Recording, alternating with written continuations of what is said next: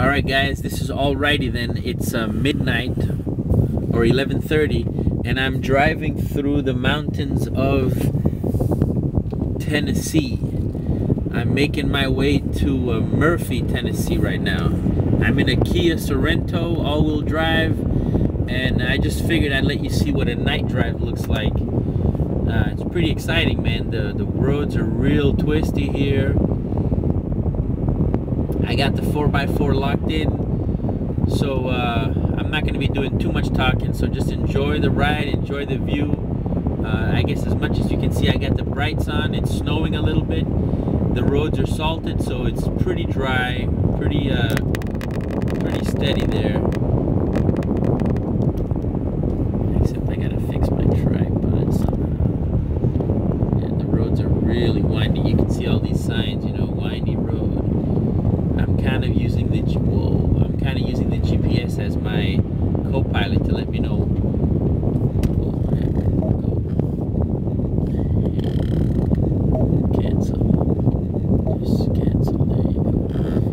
I'm using the GPS to show me the different curves up ahead,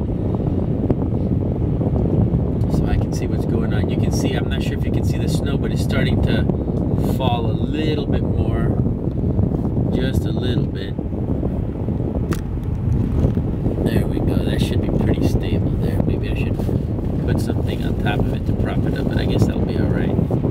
But the snow is starting to fall a little bit harder right now. It's pretty cold outside. So I guess this is a continuation of my second truck vlog. You know, I get to do a lot of driving, like I had mentioned, and I rent a lot of cars. So this is one way I can, you know, talk about the different cars that I rent as well. The Kia Sorento, I think this is a 2014, 14,000 miles on it. It's a rental. It's pretty good, man. It's nice and comfortable. I got the heated seats going. It came with the XM radio, and it's a pretty nice ride. Nice big windshield where I can see out of. I get good, you know, 180, 360 view all around the back windows. All the buttons are pretty much right where they're supposed to be. So it's a pretty comfortable car. It's got that backup camera so that you can see where you're backing into.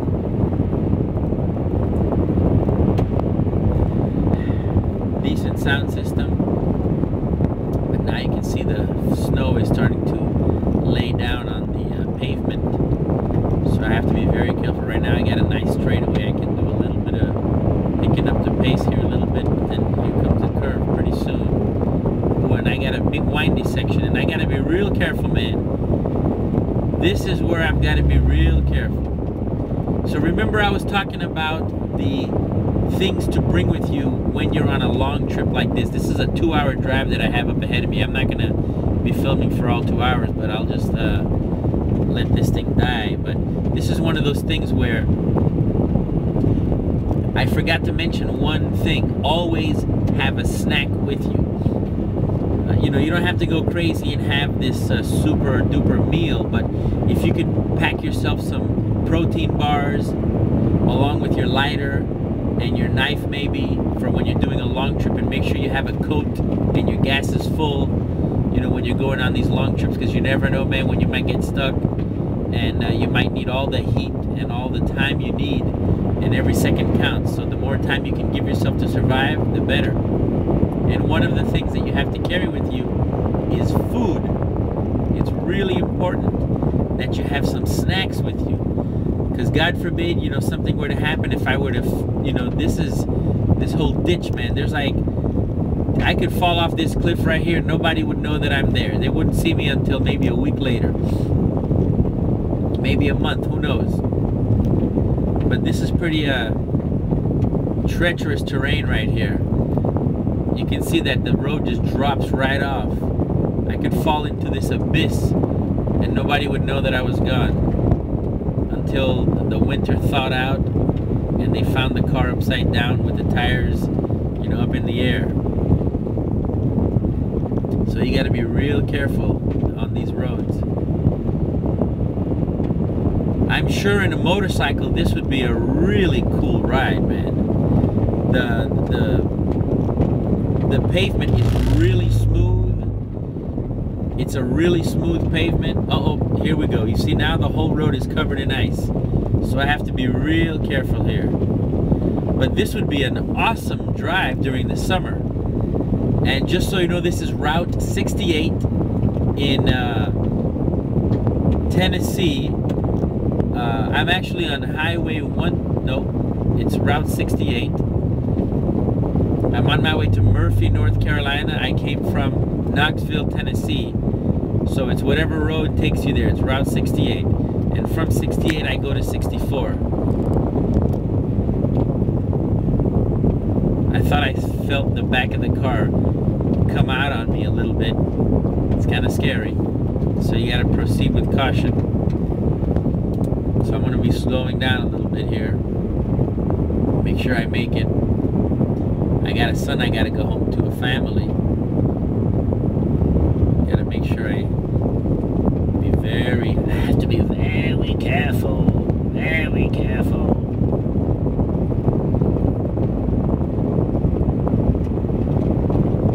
Easy now, easy. So now I'm going downhill.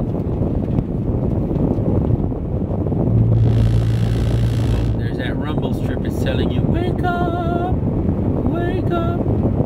You know, the scary things about these winter roads, man, if I was on a motorcycle, this would have been fun, or had this been dry, I could have been zipping through these with this car. That would have been a really fun trip. Right now it's kind of scary because, you know, you never know, you might find some black ice, so you have to be really, really careful. You can't just be, you know, the minute you lose respect for the road, that's when you get into an accident. And that's especially true with the motorcycle. Most of the time when you lose respect for the motorcycle, that's when you crash and burn. You always got to respect the road, respect, you know, the conditions, especially on a motorcycle. I mean, you got 2 patches only. Here I got 4, so at least I got a little better traction, but you have to be careful.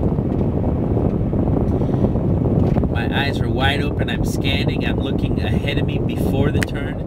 You always want to look ahead of you. I'm like 2 turns ahead of what I'm looking at right now. You got peripheral vision so you can see where you're going, but you always want to look way ahead. It's a driving technique when you're race car driving. You always want to look way ahead. And you always want to look, you know, way ahead at the turn that you're going, and wherever you look, that's where you're going to go. That's a technique that they teach you in racing school. How do I know? I've been to racing school. And another technique is if I turn off my lights, I can see if there's any oncoming traffic. So that's why I'm able to cut the apex of this turn a little bit close. So that way, you know, I can lessen the severity of the G-forces on the turn. Now I'm getting all technical. You guys are like, yeah, G-force my ass. But that's okay. See, like I can be in this lane, no problem, because I know there's nobody coming ahead of me because I don't see their lights. And then now that'll make this turn a lot smoother and more negotiable. Negotiable, I don't know, whatever. Wow, so check this out, this is not bad. So you know what, I guess this is video vlog 3, truck vlog 3, baby. It's 11:44. I'm headed to Murphy, North Carolina on this beautiful, well-paved, windy road. It's beautiful, man. This is I wish it was daylight so you guys could see, but you know, you can imagine, I'm sure you're seeing some stuff right now with all these curves. It's amazing. It's a really nice, the road is paved. I haven't felt one pothole, one bump. It's smooth. It's just really, really, really nice. I'm on Route 68. I left Knoxville Airport to get to Murphy, North Carolina. And there's a couple ways to get there, but this Route 68 is a really freaking trip, man. It's awesome. Now I'm going uphill. So you can feel the motor kind of pushing a little bit. I'm taking it easy because the roads are, it's very cold here right now. So this is something you might want to do in the summer. In the summer.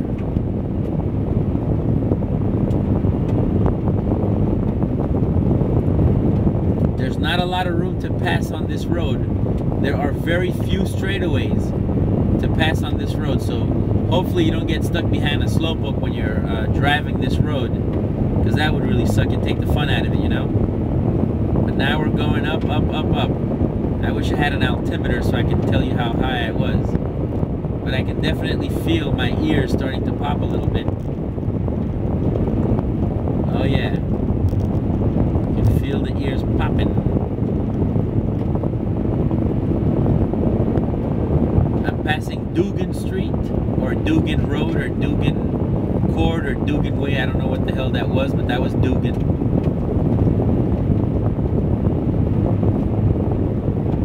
And this would be a real trip. The speed limit is 45 on this road. I'm barely making 44, because you just got to be real careful, man. The worst thing you want to do in a situation like this is hit the brakes.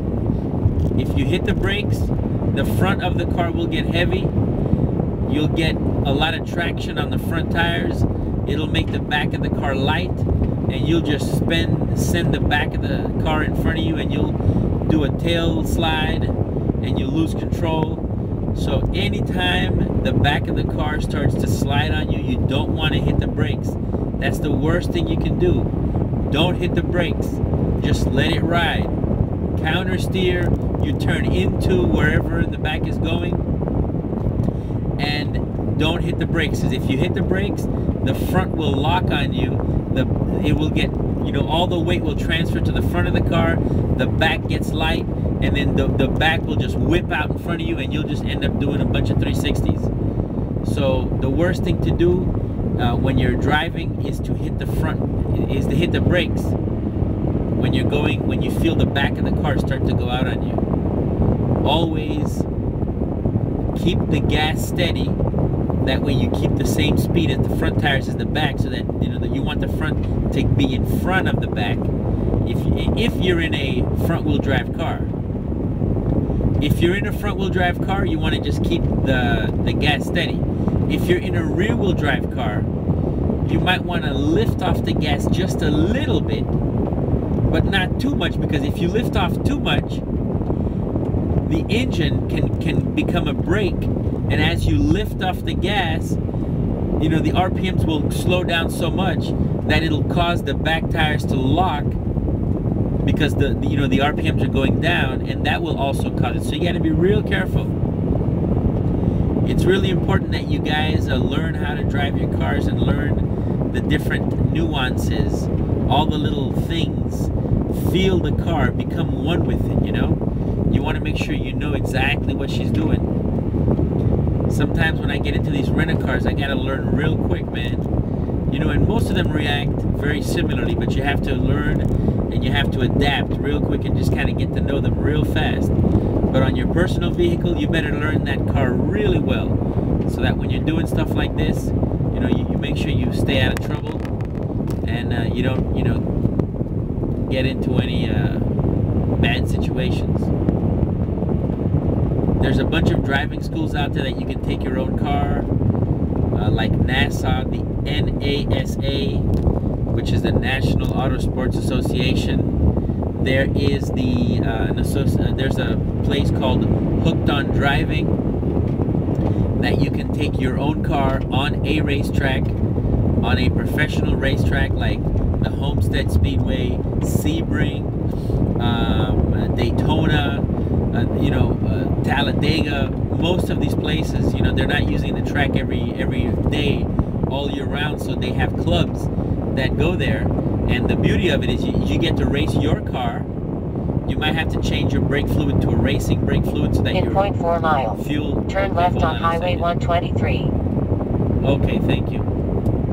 So, you know, you get to use your own car. You might have to change your coolant to water, and you might have to change your brakes to a .4, which is a higher temperature brake fluid, so it won't boil. Because trust me, you do a lot of braking when you're racing.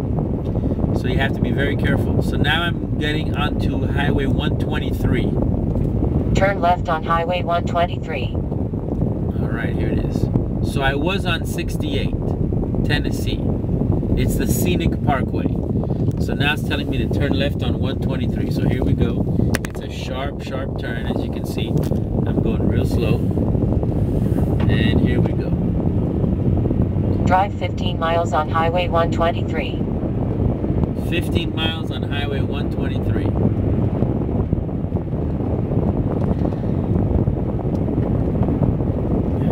Well, I'm gonna let this video just record, and if you guys at any point you want to stop watching, just go ahead and stop. You can always pick it up later. Just remember where you left off. But I'll be posting a lot more videos like this with you know, thoughts and things. Going back to the driving, the NASA is one of these driving organizations that you guys can go to learn how to drive your own car on a real racetrack, and you pay like $295 for a day or 2 days of racing, and let me tell you, you'll get approximately 2 hours of track time when you put it all together. They let you go half hour at a time, and there's an instructor inside the car that tells you where to take the turn, where to apex, where to exit out of the turn, where to enter the turn, where to brake, where not to brake, how to trail brake, how to heel toe technique. I mean, they show you a lot of stuff, and it's a great way to learn how to drive your car, so that if you're ever in a situation where you might lose control, you'll know how to react. So you definitely want to you know, try one of those racing schools, driving schools. They're called high performance driving schools. You can look it up, you know, Google it. There's the NASA, there's Hooked on Driving. There's a couple other places that you can go. Like if you do the Skip Barber costs you $1,000, like 1,500 bucks. You could, you know, that's just for the school. Then you got to rent the race car. That shit costs a lot of money. Yes, you come out of it with a racing license, but if all you want to do is have a good time and you know, be in your car and learn your car, then those other high performance driving schools are the best, because you use your car, you spend 300 bucks and you get hours of track time. For example, just last week in January the 21st, on the 21st, Homestead had a Andretti driving school. But let me tell you, man, it was bullshit, because you paid $300 for 3 laps or 8 minutes around the track. That's about 3 laps. It was bullshit. And then if you wanted to do a ride-along, it was like $100, man, just to do a ride-along, 3 laps. The first lap was the warm-up, so you leave the pits, you come back around, that's 1 lap. Then the second lap was the full throttle lap, and then by the time you came back around, you entered the pits. That was your 3 laps. I mean, that's bullshit, man. For 200 bucks, for the same 200 bucks, you get to race your car around the track. It's safe because you're not racing against a bunch of idiots. You're in a closed race course with trained professionals. They're telling you what to do. They tell you when and how you can pass, or when you can't pass. And most of the time you pass on the straightaway when the instructor points you by, or the other driver says, hey, you're gonna pass me on the right side, or you're gonna pass me on the left side. So they make sure they tell you when and where you can pass, so that there's no possible way you can damage yourself, you know. It's a very safe way to drive your car really fast around the track and get all that shit out of your system, get the speed out of your system. Because trust me, man, after a day of driving, you just want to chill, man. Just ride your car home or whatever you want, you know.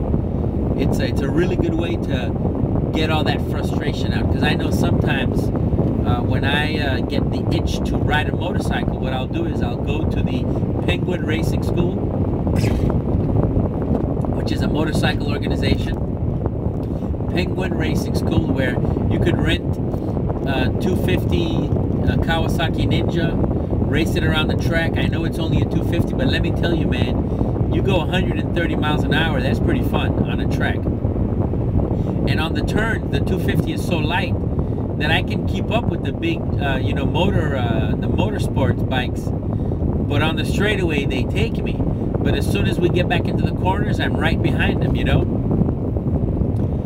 I'm right behind them as soon as we get onto the onto the corners. But once we hit that straightaway, those 750s, those 1100s, man, they just pull away from you real quick. But they're heavier, so they have to start braking a little bit earlier, so that's when I catch up to them again. But eventually, you know, it just adds up and they just eventually lose you. But it's fun, man, and you get that motorcycle itch out of your ass, and you're able to you know, keep the beast down until the next year when they come back, or you know, you can do it a couple times a year. It's pretty cool. Wow, we're going on 20 minutes here, man, and I have not stopped talking for 20 minutes. Amazing, huh? The shit you can come up with. But that's okay. That's what I'm here for, man. I'm gonna try to do these, make sure you guys get to see what I get to see. And if you're a person, I know that there are some organizations out there that there are people that they don't travel. For whatever reason, they cannot travel. And so this is a way for that person to live vicariously through my actions. And I really enjoy sharing this moment with you. And if you get tired of listening to my voice, mute the damn volume, put your music on, and imagine you right in the driver's seat driving this road and just seeing what I'm seeing. It's pretty cool. You know, some people, they can't drive, they're afraid to drive, or they're, you know, they're in a bubble, or, you know, they just don't have a car, they don't get to travel. You know, I'm kind of lucky. I get to see all these new places and stuff like that. So I try to make the best of it. It's a shame that I started doing this now, because I've been traveling like this for the last almost 6 years now. So you can imagine. All right, turn off your brights real quick. There you go. All right, so I got a slowpoke in front of me. I will attempt to pass the slowpoke, but we'll wait a little bit. I'm not sure. I need a straightaway or something. Oh, come on, man. This guy's going so slow. We're going like 25, man. Come on, 25 miles per hour. Okay, here's my chance. The dotted line, I can pass safely. And there I go, back to 45. I got my brights on. There we go again. Awesome. So yeah, there's a couple photographers that what they do is they do video, live video, and the people who are watching on the other end can tell the photographer, hey, I want you to compose the picture in this way and take that picture for me, and they do it. So the people who can't get out there, quadriplegics, people who are sick, people who are hospital bound, people who are bed bound for whatever reason, they can't get out. This is a cool way to get out there and see shit, man. Otherwise you wouldn't have that opportunity. This is a cool thing.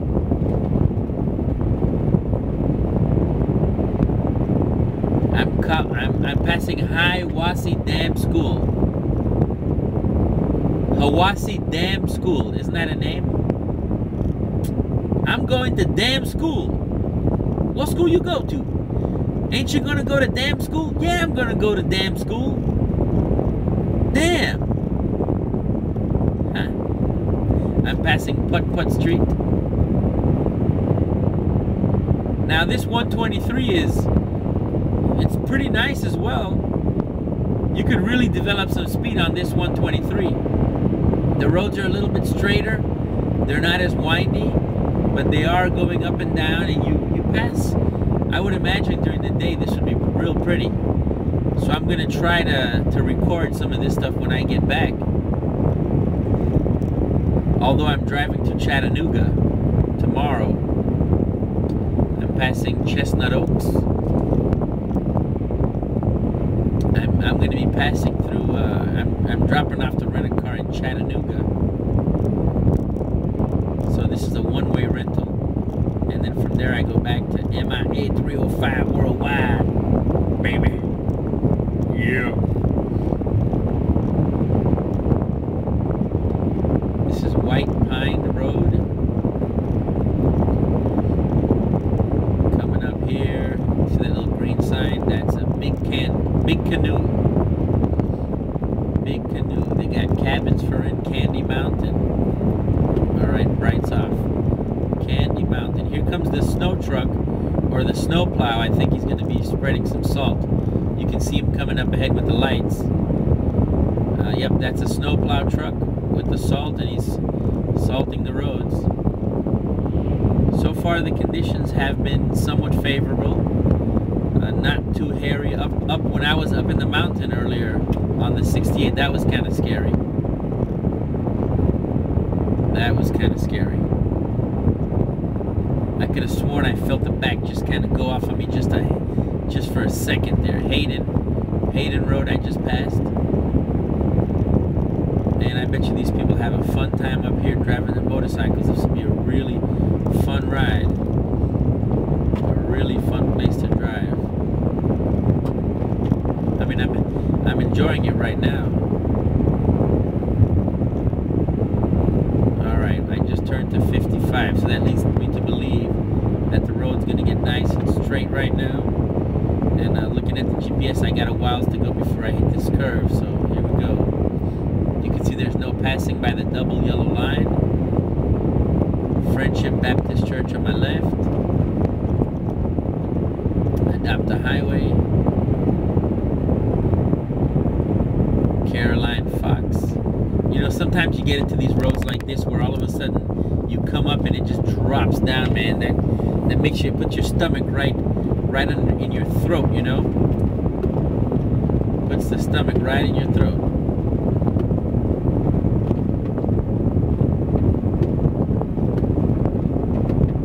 The brights really don't make a difference on the video. At least not too much. Whoa, whoa. I just hit the brake right now and my front tire just locked on me. So it's getting cold. Conditions are getting worse. You got to be real careful with that. You know, ABS brakes are okay, but they really weren't meant. You know, ABS brake is good, but not the best. You really need to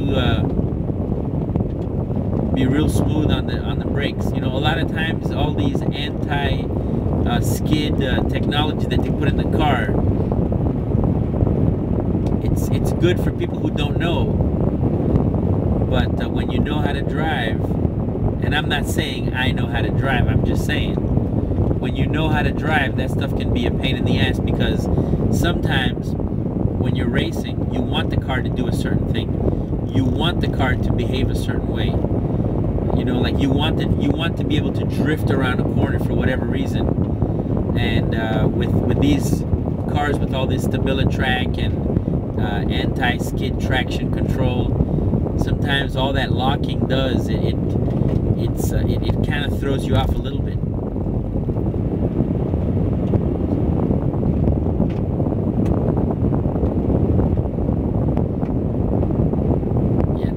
Downhill, so this is where it kind of gets scary, because you can build up some really cool speed real quick, develop some speed real fast, so you got to be real careful. And you can see my side of the road is all snow because the snowplow hasn't gotten here yet. So what I could do is, since there's nobody coming, I could drive on the safe side of the road until a car comes and I can just move over. Since I can see a car coming, you can see their lights, because the snow, the lights will glow in the headlights. The light will glow inside and you can see what's going on. So I'm kind of driving on the wrong side of the road right now, but there's nobody coming, so it's just a safety precaution. And you see this side is all covered with snow. There's a very light film of snow which would quickly turn into ice if you're not careful. Then this will be a video of me sliding and hitting the guardrail, or I guess I'd be lucky if there is one.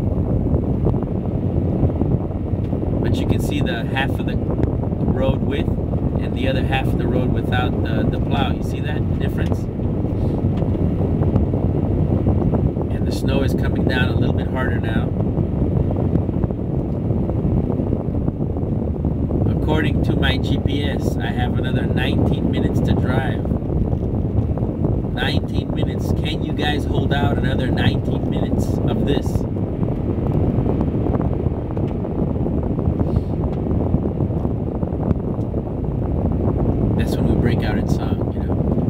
95 bottles of beer on the wall. 95. Whoa, whoa. The car started sliding on me. I started drifting just slightly. You got to be able to feel these things. You have to be real careful. You have to be really in tune with the car, because you can tell when that shit's sliding or not. It just started to just kind of drift over just a little bit back there. I'm at Sandy Gap right now on 123 on my way to Murphy, North Carolina. All right, guys, check this out. I'm gonna hit the brakes real hard, and I want you to see what happens. Here we go.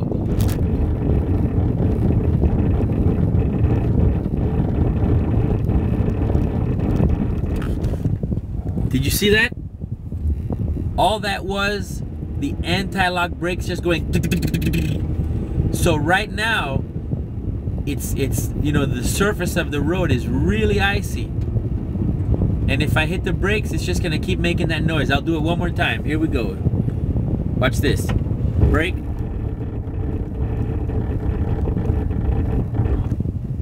You saw that? That is some crazy stuff. The traction control, you know, tends to help keep the car going straight so that you don't, you know, lose, you know, run off the road. But man, let me tell you something. It's pretty scary.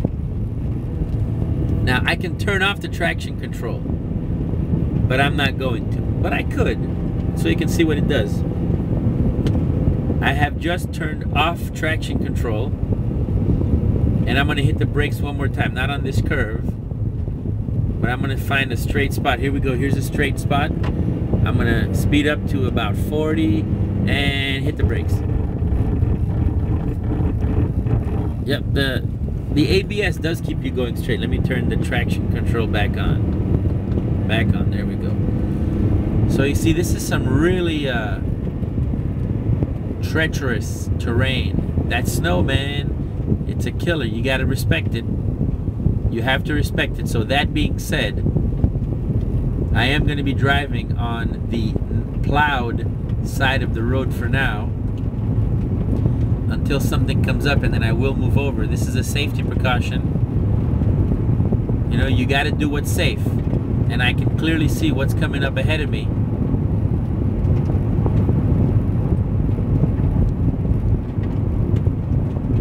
This is a lot safer than driving on that ice, man. You got to do what you got to do.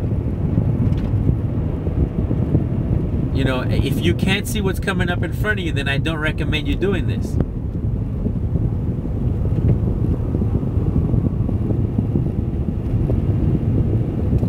But you know, every situation needs to be dealt with. You have to be able to adapt. And you know, in 0.5 miles, turn left on US 64 East. Okay, I go to US 64.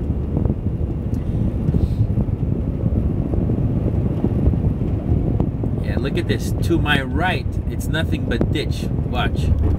Well, look at that. See, it's locking up on me. Locking up, locking up, locking up. Turn left on US 64 East. See this? If I turn like this, whoa, it's just a ditch. It just goes way down. You could just fall right into there and never be found again. Now I'm going to 64 East. US 64 East, on my way to Murphy.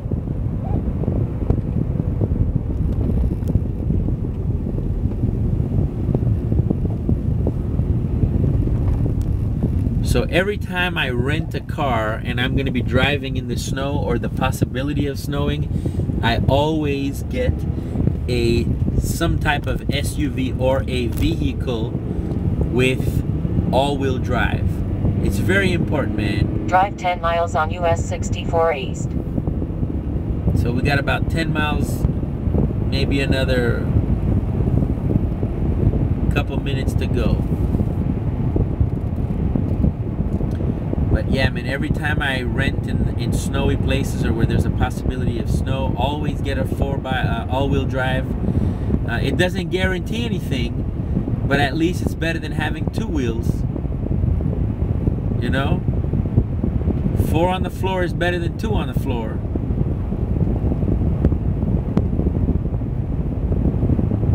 And don't be a punk respect the roads. Respect the speed limit. It's not worth it getting a ticket. Then you got to go to court. Then you got to battle. Then you got to do all this shit. Then you got to miss a day of work. And if you're traveling like I do, you don't want to get a ticket in Alabama. Remember my cousin Vinny?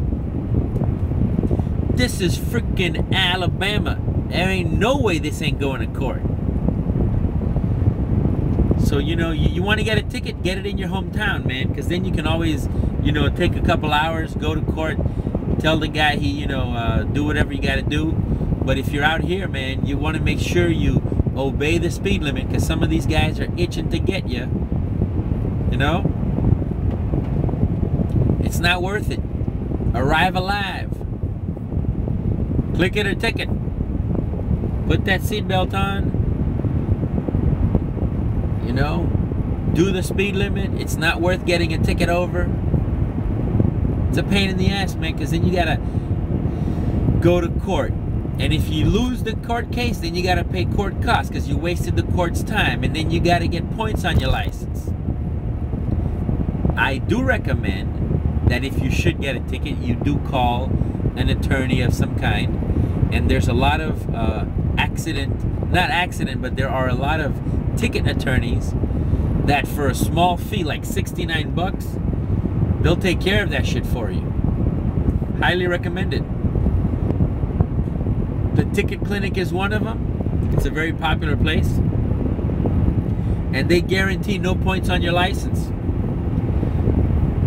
And think about it. For 69 bucks, a day of work, you'll make about, you know, I would rather pay the 69 bucks than lose a day of work. Have to take vacation on some stupid shit like that. You know what I mean? So, arrive alive, put your seatbelt on, no drowsy driving, don't text while you're driving. That's one thing I don't get, man. And you know, I have a daughter and a son, and I want to make sure that when they see me driving, they don't see me texting. Because then they'll be like, well, if daddy does it, then I can do it. But no, that's not right. The other day I saw this lady and her daughter. They were, you know, the daughter was driving and the daughter's texting. And this was in Miami Beach on Collins Avenue. And I told her, you know, you shouldn't be texting and driving. And the mom's like, well, she's not driving right now. She was at a red light. But still, you know how much shit can happen at a red light? A lot. You know what happened to me once? I wasn't texting. Or maybe I was. I can't remember. But I was in the car, minding my own business, and I was about to make a left turn. And the guy next to me edged forward. And when he edged forward, I thought that the light had turned green. So without even looking up, I just took off. And there was a G35 Infinity right in front of me. And I ended up smacking in the back of that thing. Luckily, it was only a scratch on the guy's bumper. But you know what? I had to pay for a brand new bumper for the guy. We didn't call the cops, thank God. You know, thank God there's people that you can still trust out there. But we exchanged information. I didn't want that stuff to go on my insurance. You know, insurance premium goes up for something stupid like that. The guy sent me an estimate. I didn't argue with him. I paid him the 800 bucks, and that was that, man. I'll tell you what, I never made that mistake again. Now, if I don't see the guy in front of me moving, I don't move at all either. You got to make sure. So that's what that distracting driving does to you. Even though it was a red light, I might have been looking at my phone, and because I saw out of the corner of my eye the guy to my right take off, I figured, well, if he's taking off, then it's got to be clear. And without even looking, I just took off, man, and bam, I hit the guy right in front of me.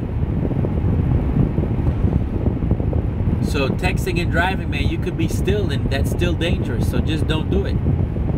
Don't do it. Don't text and drive. Arrive alive. Don't text and drive, baby. You gotta have your wits, man. Driving requires a lot of attention. You have to see what's going on in front of you, behind you, to your sides. Always check your mirrors. That's what they tell you in racing school. Always check your mirrors. Check your 6. Check your 3. Check your 9. Check your 12. Always check your 12. But you got to be looking at what's going on in front of you and in back of you. Let's say you're at a light and you're just sitting there. Bam! Somebody hits you from behind. You're screwed. Had you been looking at your rearview mirror, you could see some guy speeding. You could see some guy braking hard. You could see someone, you know, losing control. And what do? Well, you could move forward if you can, or get out of the way and let the guy in front of you get hit. I know that sucks, but better, I mean, it's mean, but better somebody else than you, right? I mean, I wouldn't put my car in the way of somebody else. If it was a pedestrian, I'd leave it there. But if it's, you know, they got insurance, man. That's a pain in the ass, man. Then you're out of a car. Then you got to deal with the insurance companies. So always check your surroundings, even if you're stopped. Because you never know when somebody's going to lose control. That's why they're called accidents. Because you never know when that's just going to happen. You never know, man. Never know. Well, I'm going on 41 minutes here. How much time do I have left to get to my destination? About 3 minutes, I think.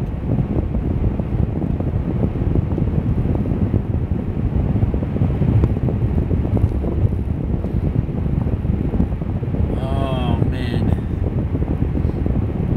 This would definitely be a place to come during the summer when it's nice and warm out, when the roads are dry, when you know, there's a lot of traction, when you can really get a good bite on the pavement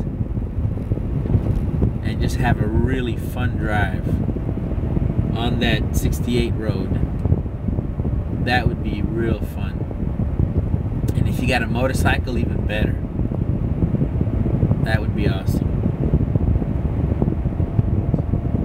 That would be awesome. Oh, here comes Murphy. We're getting there real soon. You see Murphy Business 19? We're almost there.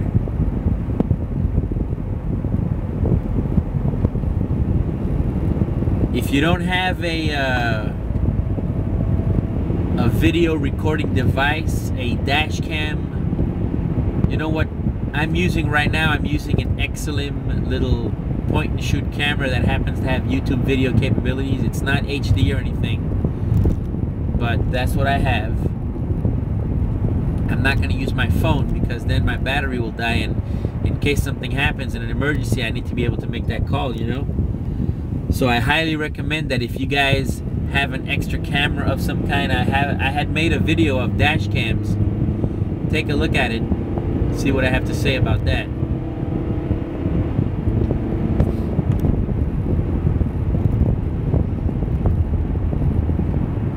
Dash cams are awesome because if anything ever happens, the video doesn't lie. You can see what happens on the video. It doesn't lie. It'll acquit you of anything or make you guilty of something. But you can always accidentally delete it. But not if it's going to save your ass, I wouldn't. So I'm trying to document all my rides. I probably won't be talking through all of them because some of them are pretty boring, but this was a pretty fun drive. I'm getting to the end of it, the windy road stop, but it's still a little bit windy. Too bad you can't see more of the hills, but I'll do this in the morning, and I'll do it again and again. If I have to drive every single road in the United States, I will. And then I can upload this to the Google, and then they can have you a virtual drive, you know? What they got right now is pretty cool, but this will be the actual video, not just some pictures strung together. Alright guys, well, I think I'm coming up to my hotel pretty soon. I'm at the Hampton Inn. I gotta check in with the family, let them know that I made it home. Or not home, but that I made it, you know, I arrived alive. And thank you for... 0.7 miles. Oh, turn left on Pleasant Valley Road, then turn left. So I want to thank you, all my viewers out there, my Alrighty Then supporters. Don't forget to subscribe if you want to see more of this. If you have any particular topic you want me to talk about, go ahead and leave me a message. You can leave a message on the video. You can leave a message, a personal message on my channel, and I'll try to do my best. Turn left on Pleasant Valley Road. And there's my Hampton Inn right to the left. I don't know if you can see the sign, but I'll be making a little left-hand turn right here, a little U-turn. I'm right in front of a Walmart. So it says that the must yield. So I'm thinking since it's a must yield, I can, well, there's my green arrow. Turn around, make my U-turn. And here comes my Hampton Inn. Turn left on Pleasant Valley Road, then turn left. I screwed up, man. Ha! I screwed up. I gotta Continue make... 0.2 miles. Then turn right on again. Wells Connector Road. Oh, boy. Alright, I gotta make another U-turn here. I'm talking too much. Actually, this thing will take me another way.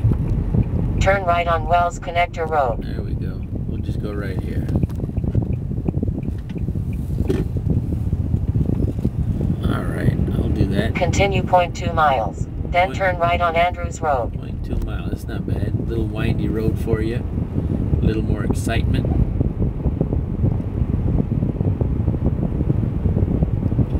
Well guys, like I said before, thank you for accompanying me on my drive.